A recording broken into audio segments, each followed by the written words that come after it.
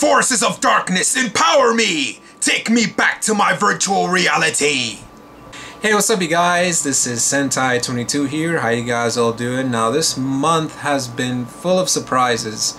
Not only did we get the entire Power Ranger franchise streaming on Netflix, but we also got a bonus. We actually got VR Troopers and Big Bad Beetleborgs.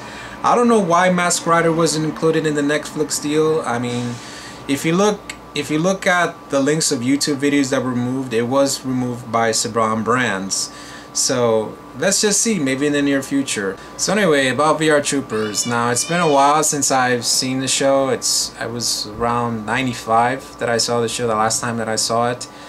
I didn't get a chance to see season 2 because I had a lot of after school activities at that time, so I didn't really get a chance to see Ryan's new suit or Grimlord's transformation, but I saw it now. Now the whole premise of VR Troopers was virtual reality. I mean, at that time in the 90s, virtual reality was the thing in most cases. It was the future, you could say, but you know, a lot of the stuff in this show is pretty outdated, and I'll tell you why after the end of this video. So anyway, the whole plot is Grimlord, who is the villain. I mean, probably the most gruesome villain than Lord Zed or Rita combined. I mean, he had that very grim voice. I'm gonna get you next time, VR Troopers. He kind of sounds like President Richard Nixon. I'm gonna get you next time, VR Troopers, and I am not a crook. In his human form, he's actually Cyrus Richter, who is a billionaire executive, which is no closer than reality, mind you. I mean, we have a lot of Grimlords in Manhattan and Wall Street. So his whole premise is he's trying to rule the world and virtual world, of course. And you have the VR Troopers to stop them. Now you have Ryan Steele, who is the main character, and in every episode from beginning to end he always talks about his dad. You know, when I think about my dad, this and that, we always learn about togetherness and friendship. That kind of gets repetitive in every episode. I kind of wish it would just stopped in 5 episodes and that's it. Okay, we know that, Ryan. You know that your father has disappeared somewhere. We have to find him. Kind of sound familiar to you guys? Of course. So anyway, you have Ryan Steele, you have Caitlin Starr, which I have to say, no offense to Amy Jo, but Sarah Brown, she is one hell of a hottie, I'll tell you that for sure. I mean, with the sweatpants, the sweat tight pants, and the shorts, I mean, whew. Now, besides being attractive, she's the only member of the group that actually has a job. She works as a reporter and a photographer for the Underground Voice Daily. You also have JB Reese, who is the technical guy who is always trying to figure out ways to destroy Grimlord. And you have Professor Hart, who is kind of like the Zordon of the show. And for the supporting characters, you have Tao, who is the sensei, who, unlike Hart, Tao gives more of a wise man advice that would be useful for them to be, you know, when they become VR Troopers. So you also have Woody, who is kind of like, you know, the really goofy boss who, you know, making little models and stuff like that. And his catchphrase is, "What a great idea!" And you know, also, like, if you notice, he kind of looks like if Billy Mays had a twin brother, so. And you also have Percy, who is kind of like the bulk and skull relief of the show. And you have a talking dog named Jibs, who kind of sounds like Jack Nicholson. I don't know why is that. But then again, Ninja sounded like Dudley Do-Right, so. Now, the reason why JB and Caitlin are always together and Ryan is always alone, well, that's because the series takes 3 different source materials and packs it into one, whereas in Power Rangers it only takes 1 source material.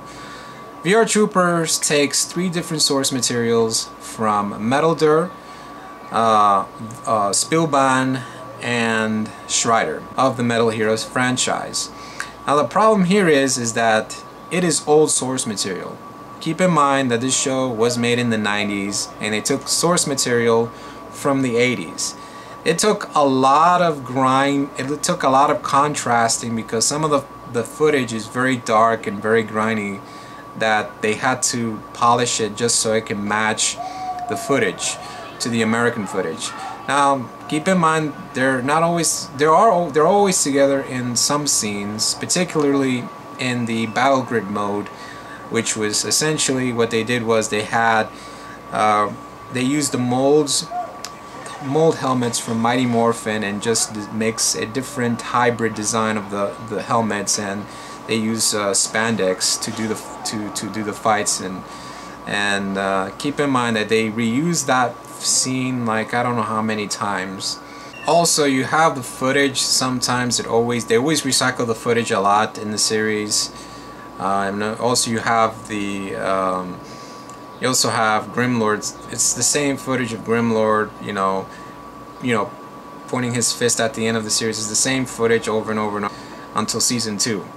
Also, the Hayas. You think Power Rangers is annoying with the Hayas? VR Troopers probably had the worst. Probably have more annoying Hayas than Tommy does in the entire season. I'll tell you that.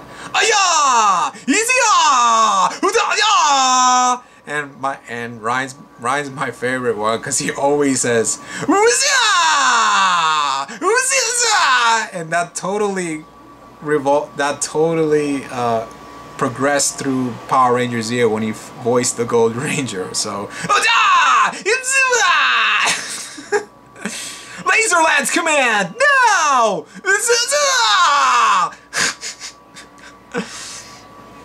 So anyway, final verdict. It's not a very good show, nor it's a great show. Okay, it's kind of like pretty average for a Power Ranger spinoff. So if you're a newcomer to this series, don't even bother. The special effects is outdated. The source material is outdated. Trust me. If you want to see how they use the source material, if you've seen the original source material and you want to see how they did it in VR Troopers, then go ahead, but you're not gonna like it. So that's about it pretty much. Hope you guys enjoyed my response to VR Troopers, and hopefully Big Bag Beetleborg soon. This is Sentai22, and I'm